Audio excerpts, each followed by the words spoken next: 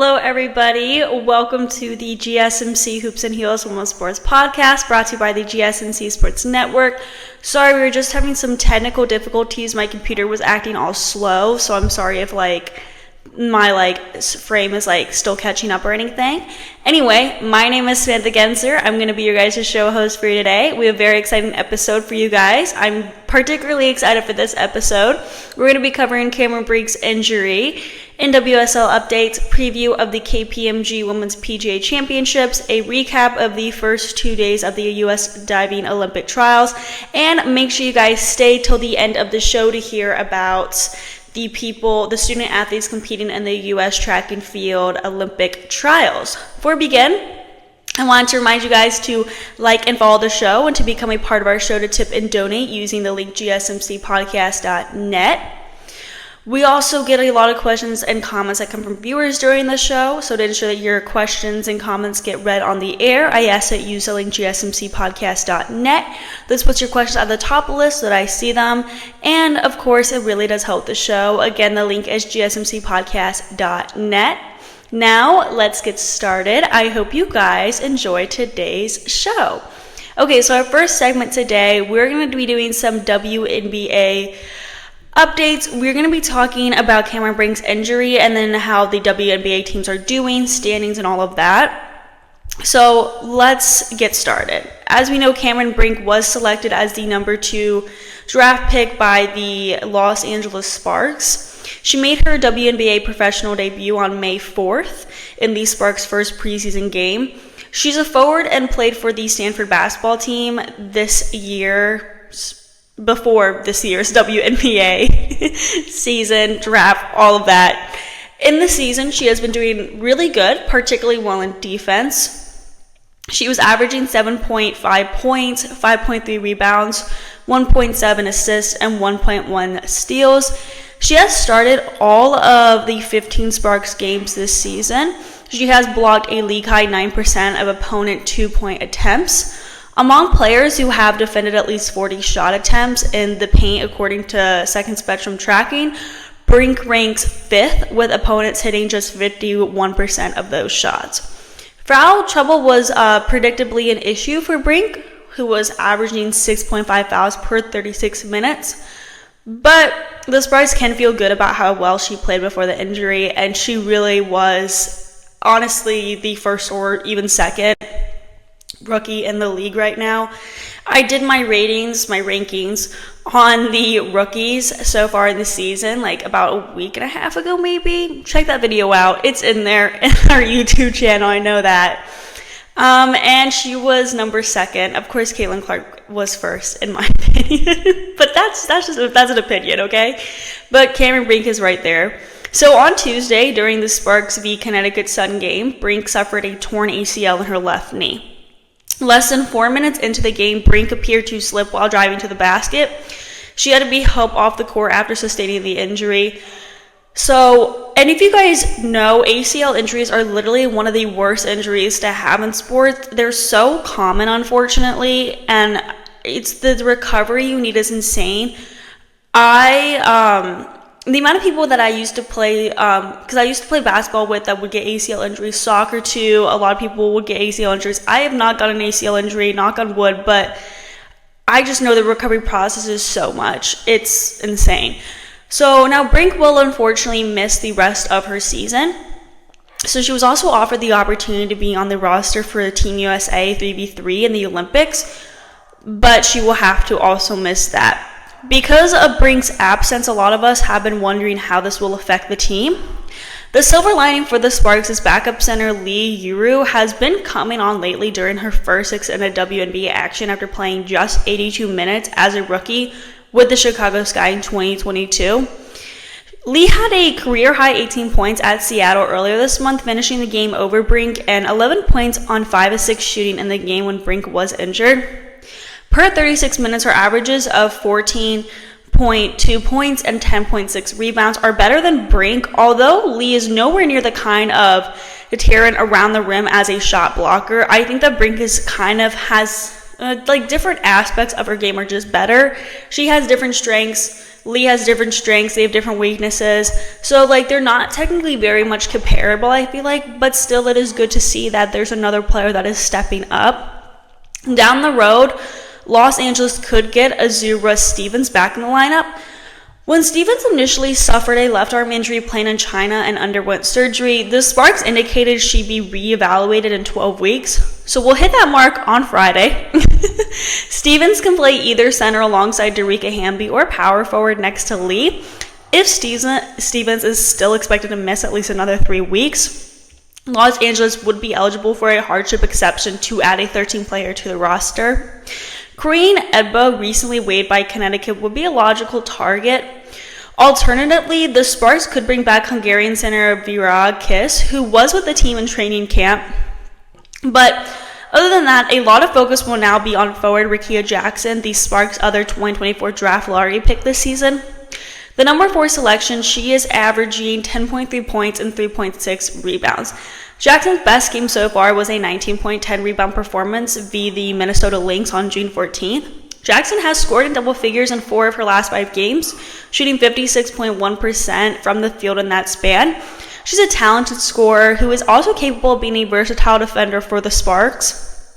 In terms of the 3v3 Olympic team, USA Basketball must replace Brink with another player who has sufficient qualifying points in 3v3 competitions. USA Basketball will probably want to fill Brink's spot with another post to complement guard Haley Van Lith, wing Ryan Howard, and fellow post Sierra Burdick. Looking through the FIBA individual rankings, the most logical replacement is Hamby, who automatically qualifies by ranking among the top 20 US players in 3v3 points. Hamby is having an all-star season in WNBA. She was among the picks by ESPN's Alexa Filippo for the roster that would take on the USA's 5-on-5 Olympic team in this year's WNBA All-Star game, and brings more 3v3 experience than other players of that. If USA Basketball is less concerned about replacing Brink's size because she is so freaking tall, Howard's Atlanta Dream teammate Alicia Gray would be another strong candidate after helping the USA win the inaugural 3v3 gold in 2020 in Tokyo Olympics. Or the USA could bring back Katie Lau Samuelson of the Indiana Fever, who was set to be part of the team 3 years ago before contracting COVID and having to miss out, unfortunately. So in response to Brink's injury, USA Basketball made a statement, and in the statement they said, "Our thoughts are with Cameron as we wish her a speedy recovery. As a result of Cam's injury, USA Basketball will begin the process of selecting an athlete to join the 2024 USA 3x3 team, women's national team. We hope to see Cam back on the court and representing the red, white, and blue soon." And then recently retired Stanford coach Tara Van Dever told ESPN that she has, quote, "total confidence that Brink will be back better than ever next season." Van Dever also said, "I feel so badly for Cam. She was so excited about her rookie season in the Paris Olympics. This is so incredibly disappointing. Fortunately, she's a young, incredibly talented and competitive player. I know she'll work really hard to get back." In terms of Brink's future in the WNBA, Brink will have time to recover and hopefully return to the 2025 WNBA season. And she could be part of the 5-on-5 or 3v3 team in 2028 Los Angeles game. So she has the potential to be in the Olympics again. This is not like we're done here, kind of thing. Brink remains a building block for the Sparks along with Jackson and whoever Los Angeles drafts next year, likely in the lottery. The hope is this injury happening relatively early in the season allows Brink to get back on the court in time for 2025 training camp. Yeah, I don't know. With ACL injuries, it's so unpredictable, though, so I don't know. My hope is that she can get back for 2025 training camp, though. But consider that almost a year ago, Connecticut center Breonna Jones suffered a similar season-ending injury, an Achilles rupture, and now Jones has played all 14 games at her usual all-star level and helped the Sun to the best start in franchise history. On her Instagram, Brink wrote in a post, "You think it will never happen to you, and despite all the hard work, sometimes it does. This is hard to fathom, but I know it will only make me stronger. I will not be derailed, and I will continue to love this life. I'm not defined by basketball, but it is something that I love deeply, and I will work every day to get back to it. It's not goodbye basketball, it's just a see you later. I'm always so thankful for your thoughts and prayers." And someone just wrote in the comments, "This is such a hard thing to watch. ACL tears are devastating, but Cameron will be back. The medical attention she will receive is top notch." No, I definitely do agree. She probably will receive some great medical attention.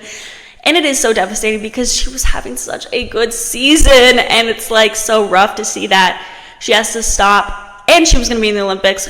But I do have a lot of faith that she will be back there in 2025 season, in the preseason possibly, and in the training camp. I don't know. ACL tears are so unpredictable, and they're so, like, I don't know. I hope we get more statements and information about what exactly, how bad the tear is and everything, and how the surgery process and recovery process is, because everybody, that all depends for everybody. So it will be definitely difficult to tell right now. But as we do know, it is unfortunate that she is going to have to be missing the rest of the WNBA season and her Olympic time in the 3x3 team. So before we move on to the next segment, we're going to talk about how the teams are doing in their standings, because I realized that I had not made much like updates on like how the teams are doing and what their standings are, and I didn't want to talk about it. So let's just get started. So all the way down at 12th is the Washington Mystics. They are not looking too hot, having won only 2 games and losing 13 games. Unfortunately, the Dallas Wings are in 11th with 3 wins and 10 losses, and this hurts me so much. Technically, Los Angeles Sparks is in 10th, and the Chicago Sky is in 9th.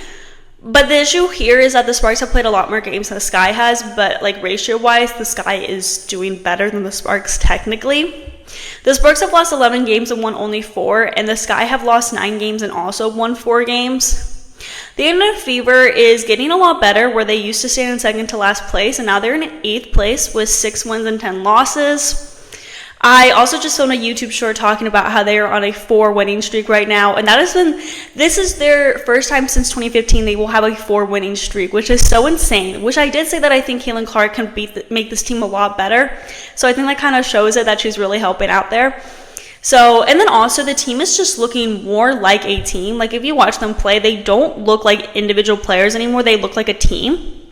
I don't know what it is, maybe practice, I don't know, but it just looks like they're more of a team now.